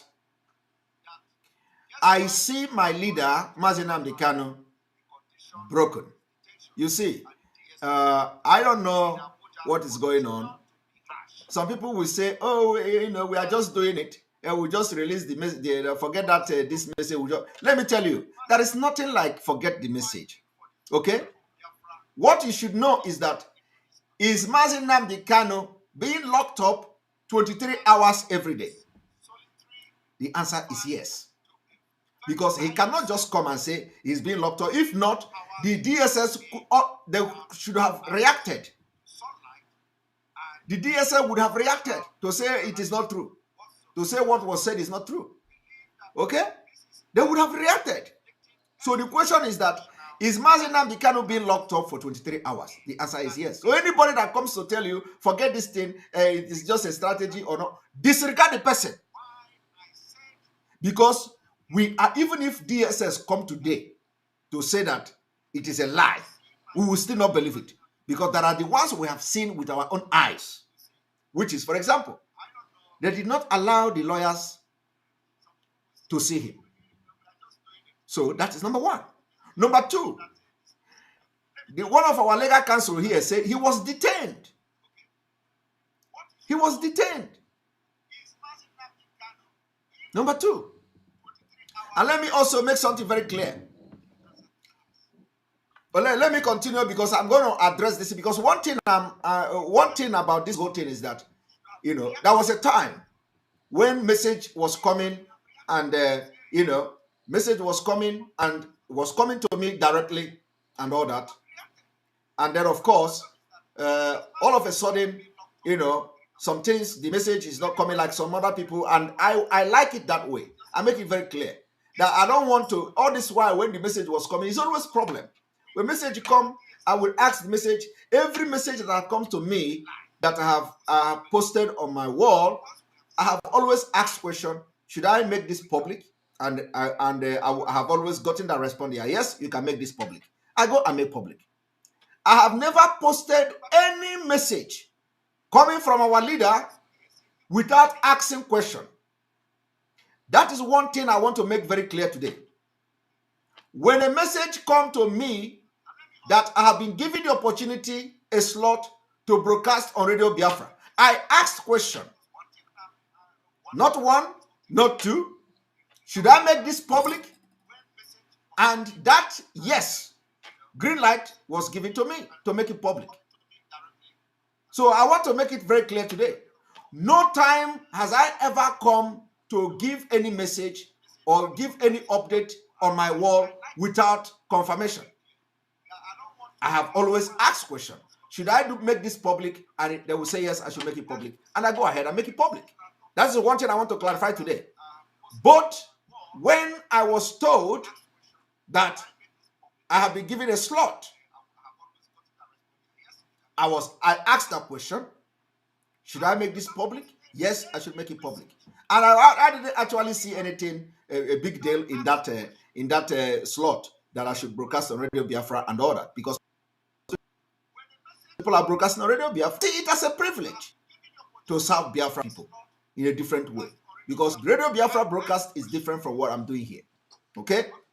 So I asked, should I make this public? They say, yes, I should make it public. So why I'm trying to make this clarification is for people who are now attacking Simon Ekpa. They don't know anything.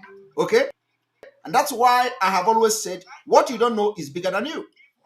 When a message came that I will be giving a topic every Monday, I also asked the public. They say I should make it public. And that particular message came from the brother of our leader, Emmanuel Kanu.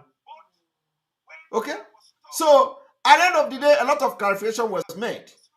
I made that this in public, and it is there in the public that our leader will be giving me topic every Monday, and then they twisted it that our leader will be broadcasting from DSS. I want you to go to any place I have posted. There has never been any day I said Mazi Nnamdi Kanu will be broadcasting from the DSS. It is never. I never said anything like that. The post is still there on Twitter and on Facebook. What I said was, what I wrote was, I was given a topic, and I still maintain because I was told, and I asked the question again before I make it public. So now a lot of people are attacking me that, oh, it is because by then they stopped our leader from they stopped the legal team started having problem with visiting our leader.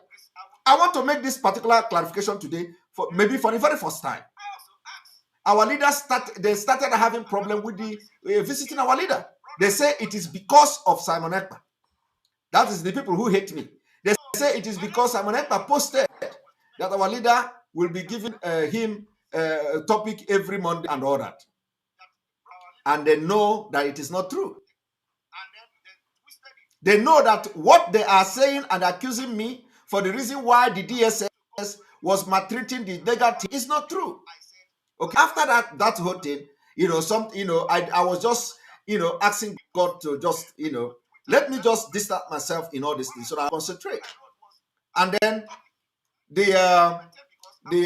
I'm no longer interested in getting update. And I have, since then, we have enjoyed peace. So the question I want to ask Biafrans now is that when Aloy Ejimako was detained, does it have to do with Simon Ekpa? No. Okay. When Aloy Ejimako and the legal team was detained for almost 2 months now or so, if I'm not mistaken, you have never seen me post anything about the legal. I can see from the people that are attacking me on social media, they are boasting. They say he said that he's going to be getting information from our leader. Is he getting information now? So, which means some people have give information that the legal team is not reporting anything to me again, which I am very, very comfortable with. Okay? So some people have the information that the legal team is not passing any information to me again, and I don't need it. Because each time the information comes, it has always been problem. So I have enjoyed peace since all this while that I didn't get any update from the legal team directly. But some people have that information passed to them that the legal team is not briefing me again. Okay, they have the information. And they are using it to make broadcasts. If you watch some of them, you will see where they are boasting that legal team is not contacting him again. The legal team is not, so they know. Now, since the legal team is not contacting me again, I don't have any information. I don't want to pass any information. No update has come to me. I have been, very consistent in what I'm doing, but the problem is increasing every day. So it has nothing to do with Simon Ekpa. Okay? Now, these people, when they hear the latest, when they hear the latest update, they start to say, oh, look at now, they are sharing it. These are people that don't have heart. These people are just heartless people. They see where our leader is crying out, lamenting, and all they do is that, oh, it is just a strategy we are using. You're not using that strategy. If you are using strategy, you can't just come and make that kind of comment against the Nigeria DSS without them reacting. So everything you see here is true. I want to show you now that Aloy Ejimako was detained. And like I said, there is no update from me. They will say that Simon Ekpa update is causing problem. It doesn't cause any problem. I've just told you now that everything I have done, everything I've posted on social media, I asked questions before posting it. And this is what some of you don't know. Okay? And after this thing, they started attacking me that, oh, it's a lie. Nobody told me who said Mazi Simon Ekpa is going to give you. So everything that comes from Mazi Simon Ekpa, they always use it to attack me. So Mazi Simon Ekpa, if he decide that, okay, because believe me, Mazi Simon Ekpa from the spirit knows that I can't betray him. Even though if he don't trust me, or what I know is that I can never betray him until he comes out. Now, if he decide not to be passing information anymore that is bringing problem, I like that. And I have been, in fact, I prefer that no information come to me again until he comes out. Because any information comes, if I make it public, it brings a problem to those who hate me. Now, I want you to, let us read this. Let us read this. So, number 2, that they confine him in a very tiny cell. This is true. 3, that any detainee who encounters and greet him during the single hour he is allowed outside his cell is promptly put in solitary confinement or transferred to a maximum security as a punishment for exchanging mere greeting with him, because of his detainees have resorted to avoiding him and exchanging situation with him, not to talk of any other form of social interaction. Now, this is another level of torture. This is a different level of torture. You see, I told you people that, this is not a makeup. Mazi Simon Ekpa cannot just come and say, okay, they are bringing me out and they are restraining people from contacting me. When they say people, anybody who talk to Mazi Simon Ekpa, they will put the person in a maximum security detention and all that. It is that it is a different mental torture they want to give to Mazi Nnamdi Kanu. And I saw that in him during that court. That's why when people were saying Mazi Nnamdi Kanu was roaring like a lion, I see something deeply different. And if you did not believe me, if you could not believe me, if you have never believed me, this particular incident should make you to think twice about Simon Ekpa. Whether it is real or whether it is lie, this particular press release now should make you to think differently about me. Because immediately I started analyzing the issue of Mazi Nnamdi Kanu and the condition of Mazi Nnamdi Kanu after that court. 3 days, I analyzed it. This is what happened. 3 days, I mentioned that Mazi Nnamdi Kanu, how can Mazi Nnamdi Kanu be coming to court with one cloth? A lot of all these illiterate broadcasters, they started attacking who clubbed help. What are we going to do? They don't know. What do they know? They don't know anything. They don't research. They don't read. They don't develop their critical thinking. You see, when you are dealing with something like this, you must be far, higher than the people that you are dealing with. Be step ahead of them. So when I saw Mazi Nnamdi Kanu, I have been able to, analyze his body language, and able to analyze the way he behaved in court, and everything. I saw something different. And I was asking God to give me the wisdom to begin to address that issue. So, and God gave me the wisdom. Before you see me coming to start talking differently, you can imagine the courage I have to summon. When you are telling me that Mazi Nnamdi Kanu is I came and I begin to tell you a different thing. I said, even if Mazi Nnamdi Kanu is the one that said he don't want new cloth, we must tell him that we must let him understand the reason why he must want that new cloth. Because I know why I said that thing is that I know that a lot of people, a lot of you, some of these people are just, they don't have just canal. So I need to air that message in different way. I said, even if Mazi Nnamdi Kanu say him don't want new cloth, let us convince him, tell him the reason why he must want. But it takes somebody with a very deep understanding and intelligence to understand why I said so. Now, after 2 days of that broadcast, which I made about 3 times, I made a different broadcast on it, and this thing came. And in this particular press release, you saw something about the cloth. You saw something about the cloth. But I said it. I told you that this is a way. It's called the mental torture. They want you to, they are sending message to Biafrans and at the same time to Mazi Nnamdi Kanu. And Mazi Nnamdi Kanu cannot continue to enjoy it any longer. So who knows what transpired that they decided to break this news. But let me tell you, it did not start yesterday. It did not start yesterday.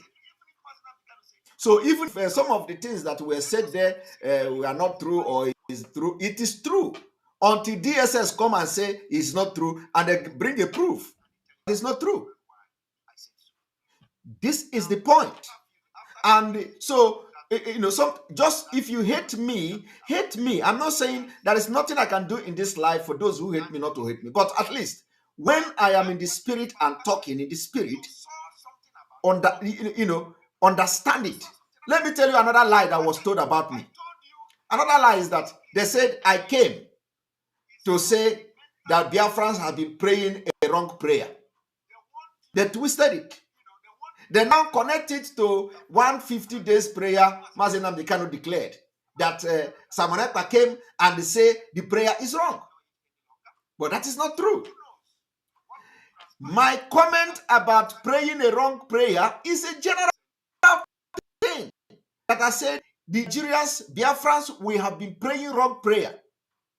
That we should start praying for God for us to identify when a helper comes. Because you're praying for helper without knowing when God actually said the help.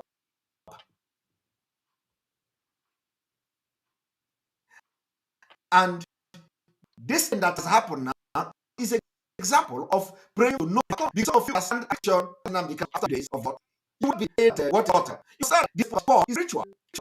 And even now, some decide one now that come from man. So disappointed. That's the love of hate. People, some parade this Biafra is going to be any illusion. They crash. And all you have to do as in Nigeria is manage. That's how you tell the hate. It's a free mass Biafra.